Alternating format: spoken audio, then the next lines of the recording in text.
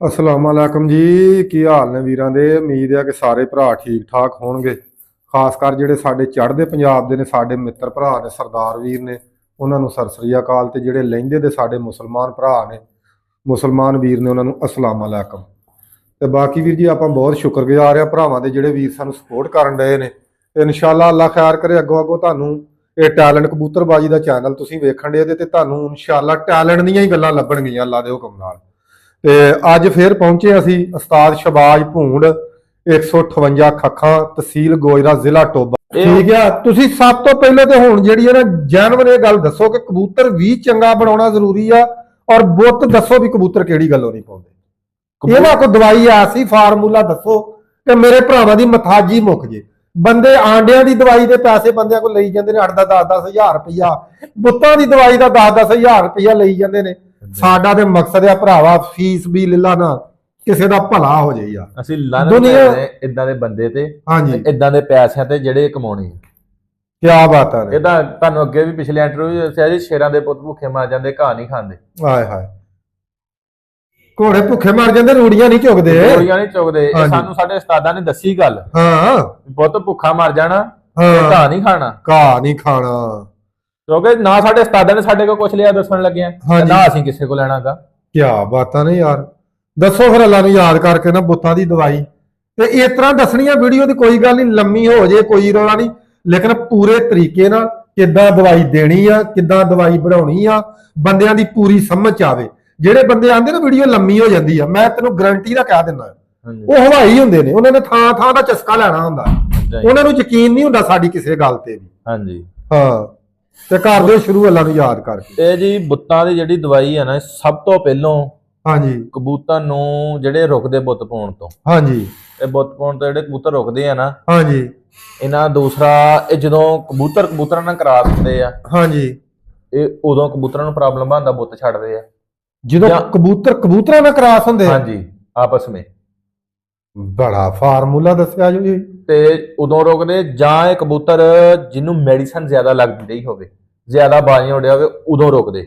ਇਹਨੂੰ ਕਹਿ ਲਓ ਆਪਾਂ ਸਟੀਰਾਇਡ, ਯਾਨੀ ਕਿ ਮੈਡੀਸਨ ਜ਼ਿਆਦਾ ਲੱਗਣ ਦੀ ਵਜ੍ਹਾ ਤੋਂ ਵੀ ਕਬੂਤਰਾਂ ਦੇ ਅੰਦਰ ਜਿਹੜਾ 2-4 ਸਾਲ ਕੂਵਤ ਖਤਮ ਹੋ ਜਾਂਦੀ ਹੈ। ਕੂਵਤ ਖਤਮ ਹੋ ਜਾਂਦੀ। ਹਾਂਜੀ ਹਾਂਜੀ, ਇਹ ਦੋ ਜਿਹੜੇ ਆ ਵਜ੍ਹਾ ਤੋਂ ਕਬੂਤਰ ਜਿਹੜੇ ਬੁੱਤ ਪਾਉਣ ਤੋਂ ਰੁਕਦੇ। ਠੀਕ ਹੋ ਗਿਆ। ਤੇ ਹੁਣ ਮੈਂ ਤੁਹਾਨੂੰ ਦੱਸਾਂ ਬੁੱਤ ਪਾਉਣ ਦਾ ਤਰੀਕਾ। ਹਾਂਜੀ, ਇਹ ਤਰੀਕਾ ਤੇ ਬਸ ਨਾਰਮਲ ਜਿਹਾ ਹੀ ਆ। ਹਾਂ। ਤੇ ਪਰ ਜਿਹੜਾ ਕਹਿੰਦਾ ਨਾ ਮੇਰਾ ਕਬੂਤਰ ਨਹੀਂ ਬੁੱਤ ਪਾ ਰਿਹਾ, ਹਾਂਜੀ, ਉਹ ਇੱਕ ਵਾਰੀ ਦੇ ਕੇ ਦੇਖੇ ਤੇ ਉਹਦਾ ਕਬੂਤਰ ਪਾ ਲਵੇ ਬੁੱਤ, ਹਾਂ, ਸਾਡੇ ਲਈ ਬਸ ਦਵਾਈ ਕਰ ਦੇਵੇ। ਕਿਆ ਬਾਤਾਂ ਨੇ। ਇਹ ਵੀ ਹੁਣ ਕੀ ਪਤਾ ਯਾਰ, ਮਰਜ਼ੀ ਹੈ ਇਹਨਾਂ ਭਰਾਵਾਂ ਦੀ, ਦਵਾ ਵੀ ਸਾਡੇ ਲਈ ਕਰਨੀ, ਦਵਾਈ ਕਰ ਦੇਵੇ ਬਸ। ਅਸੀਂ ਤੇ ਦਵਾ ਦੇ ਇਹਨਾਂ ਦੀ ਤੇ ਤਲਬਗਾਰ ਆ। ਸਾਡੇ ਲਈ ਤੇ ਸਾਡੇ ਉਸਤਾਦਾਂ ਦੀ ਦਵਾਈ ਕਰ ਦੇਵੇ। ਤੇ ਚਲੋ ਬਾਕੀ ਇਹਨਾਂ ਦਾ ਭਲਾ ਹੀ ਹੈ ਜੇ ਭਲਾ ਤੁਹਾਡਾ। ਹਾਂਜੀ। ਅੱਛਾ, ਸਭ ਤੋਂ ਪਹਿਲਾਂ ਲੈਣਾ ਜੀ 25 ਲੌਂਗ। ਇੱਕ ਕਬੂਤਰ ਦੀ ਦੱਸਣ ਲੱਗਾ, ਇੱਕ ਕਬੂਤਰ ਦੀ ਮਕਦਾਰ। ਹਾਂਜੀ, 25 ਲੌਂਗ। 25 ਲੌਂਗ ਲੈ ਲੈਣੇ ਤੁਸੀਂ ਜੀ। ਇੱਕ ਲੈ ਲੈਣਾ ਸੇਬ। ਇੱਕ ਸੇਬ ਲਾ ਲਿਆ। ਹਾਂਜੀ, ਐਪਲ, ਸੇਬ, ਐਪਲ ਜੀ। ਵੱਡਾ ਸਾਰਾ ਦੇਖ ਕੇ ਲੈ ਲੈਣਾ ਤੁਸੀਂ। ਵਾਵਾ ਧਰ ਜਾਣੇ, ਲਾਲ ਸੁਰਖ ਹੋਵੇ, ਵਾਵਾ ਵੱਡਾ ਸਾਰਾ ਹੋਵੇ। ਅੱਛਾ। ਪਾਣੀ ਪੂਣੀ ਦੇ ਵਿੱਚ ਪੂਰਾ ਹੋਵੇ, ਹਾਂ, ਉਹ ਲੈ ਲੈਣਾ। ਅੱਛਾ। ਉਹਨਾਂ ਛੁਰੀ ਨਾਲ ਮਾੜਾ ਮਾੜਾ ਏਦਾਂ ਨੁਕਰਾ ਮਾਰੀ ਜਾਣੀ, ਉਹ ਚ 25 ਟੋਏ ਕੱਢ ਲੈਣੇ, ਮਾਰੇ ਮਾਰ ਕੇ ਸੇਬ ਨੇ। ਅੱਛਾ। 25 ਟੋਏ ਕੱਢ ਲਏ। ਹਾਂ। ਉਹ ਕੱਢ ਕੇ ਸੇਬ ਦੇ ਵਿੱਚ ਲੌਂਗ ਕੱਢ ਦੇਣੇ, ਪੂਰੇ ਵਿੱਚ ਨਗਾ ਦੇਣੇ। ਪੂਰੇ ਵਿੱਚ ਨਗਾ ਦੇਣੇ। ਹਾਂਜੀ। ਅੱਛਾ। ਉਹ ਪੂਰੇ ਵਿੱਚ ਨਗਾ ਕੇ ਤੇ ਉੱਤੋਂ ਸੇਬ ਜਿਹੜੇ ਟੱਕਰੇ ਜੇ ਕੱਢੇ ਹੋਣੇ ਉੱਤਲੇ ਬੰਨੇ ਦੇ ਬੰਦ ਕਰ ਦੇਣੇ ਸੀ। ਇਹ ਲੌਂਗ ਵਿੱਚ ਚੱਲ ਗਏ, ਪੂਰੇ ਵਿੱਚ ਘਲਾ ਦੇਣੇ। ਅੱਛਾ। ਉਹ ਜਿਹੜੇ ਡੱਕਰਾ ਵਿੱਚੋਂ ਕੱਢਿਆ ਹੋਣਾ, ਉਹ ਡੱਕਰਾ ਵੀ ਉੱਤੇ ਮੁੜ ਕੇ ਲਾ ਉਹ ਡੁੱਕਰੇ ਉੱਤੇ ਨਿੱਕੇ ਨਿੱਕੇ ਡੱਕਰੇ ਕੱਢੇ ਹੋਣੇ ਨਾ, ਉੱਤੇ ਰੱਖੀ ਜਾਣੇ ਸੇਬ ਦੇ 25 ਚਿਣ ਦੇਣੇ। ਅੱਛਾ।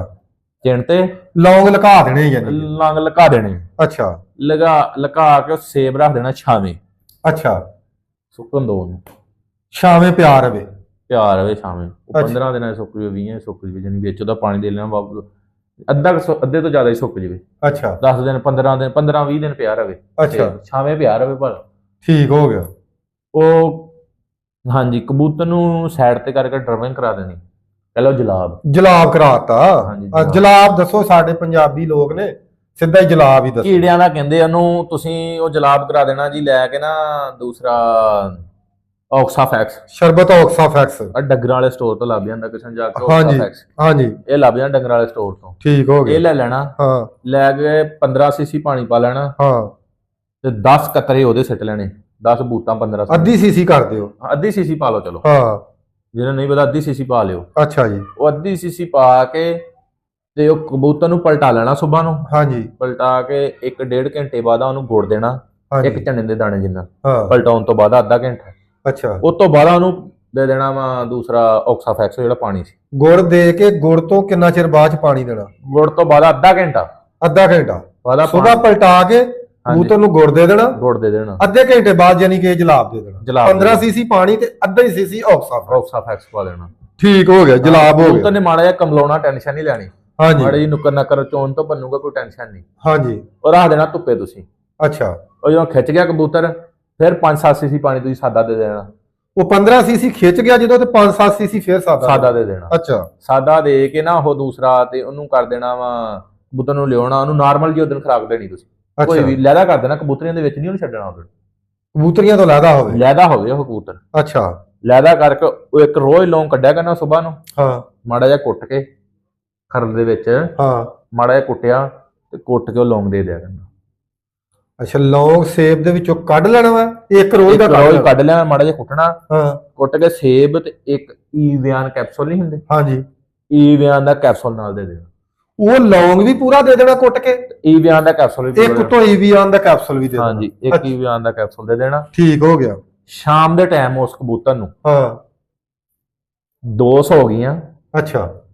ਸੌ ਗਈ ਜਿਹਨੂੰ ਮਨੱਕੇ ਤੋਂ ਇੱਕ ਸਮਝ ਨਹੀਂ ਆ, ਸੁੱਕੀ ਸੌਗੀ ਦੇਣੀ? ਹਾਂਜੀ, ਮੇਵਾ ਜਿਹਨੂੰ ਕਹਿ ਦਿੰਦੇ ਆਪਾਂ। ਹਾਂ, 200 ਹੋ ਗਈਆਂ। 200 ਹੋ ਗਈਆਂ, 2 ਬਦਾਮਾਂ ਦੀਆਂ ਗਿਰੀਆਂ, 2 ਬਦਾਮਾਂ ਦੀਆਂ ਗਿਰੀਆਂ ਕੁੱਟ ਲੈਣੀਆਂ। ਠੀਕ ਹੋ ਗਿਆ। ਸ਼ਾਮ ਨੂੰ ਉਹਦੇ ਦੇਣੀ। ਠੀਕ ਹੋ ਗਿਆ। ਸ਼ਾਮ ਨੂੰ ਉਹਦੇ ਦੇਣੀਆਂ। ਹਾਂਜੀ। ਇਹ ਲਗਾਤਾਰ 25 ਦਿਨ ਤੁਸੀਂ ਇਦਾਂ ਕਰਨਾ। 5 ਦਿਨ ਲਗਾਤਾਰ ਇਦਾਂ ਕਰਨਾ। ਅੱਛਾ। 25 ਦਿਨਾਂ ਤੋਂ ਬਾਅਦ 5 ਦਿਨਾਂ ਦਾ ਫਰਕ ਪਾ ਕੇ ਮਹੀਨੇ ਬਾਅਦ ਕਬੂਤਰ ਨੂੰ 5 ਦਿਨ ਹੋਰ ਪਾ ਕੇ, ਯਾਨੀ ਜਿੱਦਣ ਤੁਸੀਂ ਦੇਣ ਲੱਗਾ ਮਹੀਨੇ ਬਾਅਦ ਕਬੂਤਰ ਨੇ ਛੱਡ ਦੇਣਾ। ਅੱਛਾ। ਤੇ ਇਨਸ਼ਾਅੱਲਾ ਅੱਲਾ ਦੀ ਰਹਿਮਤ ਨਾਲ ਹਾਂ ਕਬੂਤਰ ਬੁੱਤ ਪਾਏਗਾ। ਤੇ ਕਬੂਤਰ ਜਿੰਨਾ ਮਰਜ਼ੀ ਬੁੱਢਾ ਹੋਵੇ, ਬੱਚਾ ਲੱਗੇਗਾ ਹੱਥ 'ਚ ਫੜਿਆ 25 ਦਿਨਾਂ ਬਾਅਦ। ਹਾਏ ਹਾਏ ਹਾਏ। ਅੱਛਾ, 25 ਦਿਨਾਂ ਬਾਅਦ ਜਿਹੜਾ ਵਾ ਜਿੰਨਾ ਮਰਜ਼ੀ ਬੁੱਢਾ ਹੋਵੇ, ਬੱਚਾ ਲੱਗੇਗਾ ਹੱਥ 'ਚ ਫੜਿਆ। ਬੰਦੇ ਕਹਿਣਗੇ ਤਾਦੇ ਕੀ ਦੱਸਤਾ ਤੂੰ? ਹਾਏ। ਦੜੇਬਾਜ਼ੀ ਛੱਡਣ ਨੂੰ ਦਿਲ ਕਰੂਗਾ ਇਹਨਾਂ ਦਾ। ਅੱਛਾ ਜੀ। ਹਾਂਜੀ, ਇਨਸ਼ਾਅੱਲਾ ਸਾਡਾ ਇਹ ਜਮਾਇਆ ਹੋਇਆ ਤੇ ਬਿਲਕੁਲ 1 ਨੰਬਰ ਟੋਟਕਾ, ਮਹਿੰਗਾ ਵੀ ਨਹੀਂ ਕੋਈ, ਔਖਾ ਵੀ ਕੋਈ, ਆਮ ਜਿਹਾ। ਹਾਂ। ਹਾਂਜੀ, ਕੀ ਬਾਤਾਂ ਨੇ ਯਾਰ। ਲਓ ਵੀਰ ਜੀ, ਇਹ ਨੁਸਖਾ ਤੁਸੀਂ ਅਜ਼ਮਾਓ ਤੇ ਲਓ ਚਾਸ। ਹਾਂਜੀ। ਤੇ ਹੁਣ ਵੀਰ ਜੀ ਗੱਲ ਇਹ ਵਾ ਕਿ